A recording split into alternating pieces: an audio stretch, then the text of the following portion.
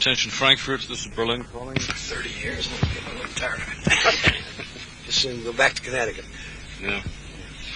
All right, Slug Attention Frankfurt, this is an interview with Mr. George C. Scott, being recorded in Berlin on the 18th of March. It follows in 5. Our guest on AFN is the highly talented actor, writer, and producer, Mr. George C. Scott. And if you've ever wondered now what C stands for, I read somewhere, Mr. Scott, it stands for Campbell. That's right, yes, Campbell. Mr. Scott is in West Berlin, starring in MGM's The Formula, a screen adaptation of the current best-selling novel by Steve Shagan, a mystery thriller that blends fiction with the jolting power of documented fact. And, Mr. Scott, first of all, what role do you play in the Formula? I play a man named Barney Kane, a Los Angeles police lieutenant who's driven around the world because of the murder of two dear friends of his. And what starts out to be a routine Los Angeles police case turns into lead to the discovery of an international cartel holding down synthetic fuel. It's very difficult to explain, in very short time. But it's a very topical story, especially today with oil prices and everything else. Now, who are your co-stars, director and producer? The director is John Avildsen. The producer is the writer, Steve Shagan. And my delightful co-star is Miss Marta Keller, a Swiss actress who's terrific. Mr. Marlon Brando, who no one needs to say anything about him. John Gielgud, not a bad little actor, and Beatrice Straight, and so many other very fine European actors. And I understand the picture is set for release in December. I think so, yeah. Mm-hmm.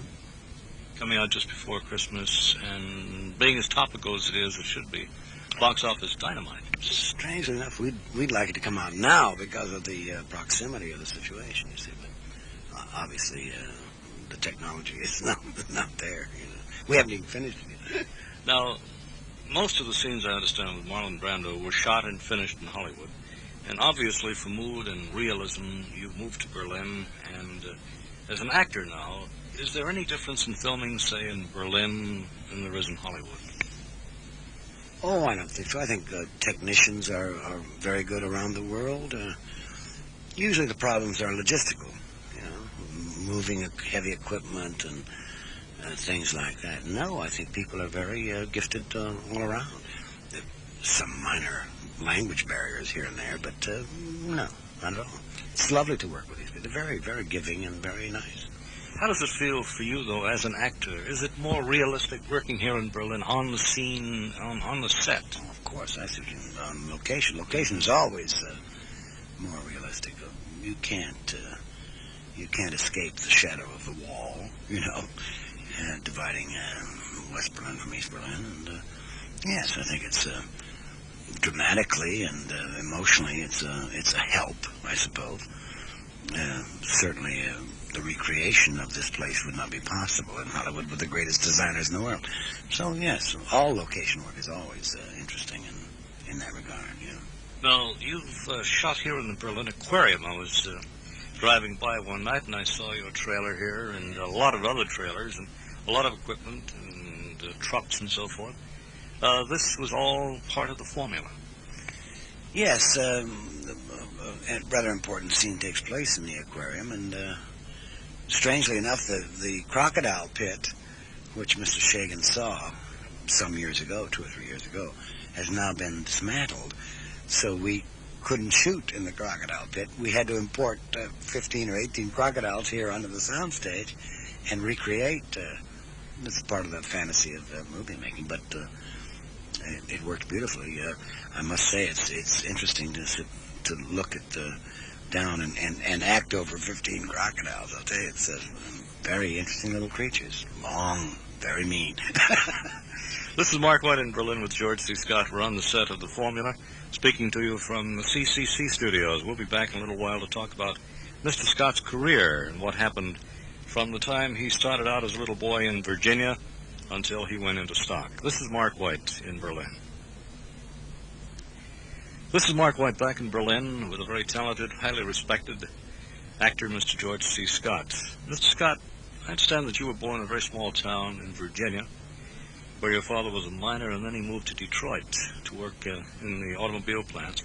And you grew up in Detroit, studied journalism for a year at the University of Missouri after serving 4 years in the Marines, stationed at Arlington Cemetery.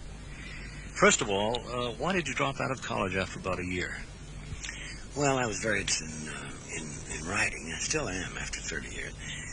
And I wanted to be a writer. And I I had a lot of time coming on the GI Bill. So I went to the University of Missouri, which is one of the fine journalism schools of the world, I guess, certainly in the English speaking. At any rate, I realized I wasn't going to make a nickel as a journalist because I didn't have any talent. So I started looking around for something else to do and tried out for a college play, and somebody saw me and gave me a job. And that's a long, long time ago, sir. Now, what was your job at the Marines? Somebody said that you worked at Arlington Cemetery. I was in the Marine Corps for 48 months. And 44 of those months, I was stationed at the Marine Barracks, a very old, famous installation in southeast Washington. What I did was bury people in Arlington Cemetery. I wasn't stationed at Arlington. I just did ceremonial burials there. I buried 389 people in 4 years. Rather depressing work, actually. I believe that's the side of George C. Scott that very few people know about. I just soon forget it myself. I'm sure you would. Now, after you got out of the Marines, from 50 to 57, you turned to acting. Now, what turned you on to acting? As I say, the need for some sort of creative expression, and I thought it would be writing, and it wasn't.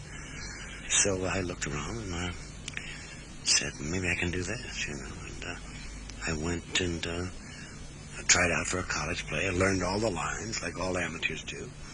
And apparently something clicked. I was reasonably good at it, and I've been doing it ever since. 1949 is a long time. Mr. Scott, you've acted in numerous plays and films, many too many to mention here. However, I'm sure our audience would like to hear George C. Scott's comments on some of the films you have made. But first, let me ask, is there any one film that you made that you enjoyed making the most? I think two stand out in my memory. A little picture I made just a few years ago called Movie. I had a delightful time. I met some marvelous people. The picture didn't do terribly well, but sometimes that's reasonable, you understand.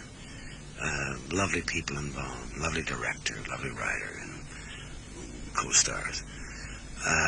The other picture that sticks in my memory, I made for Stanley Kubrick years and years ago, called Dr. Strangelove with Peter Sellers. And that is a very nice experience. There have been some goodies and baddies, you know. It's like everybody else's life. I saw Movie in the Berlin Film Festival last year.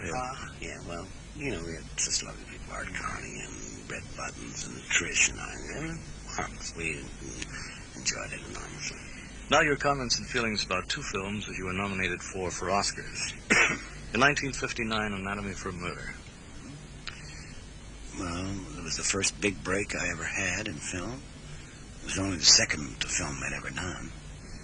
Otto Preminger gave me a chance to do it, and it started me on my way.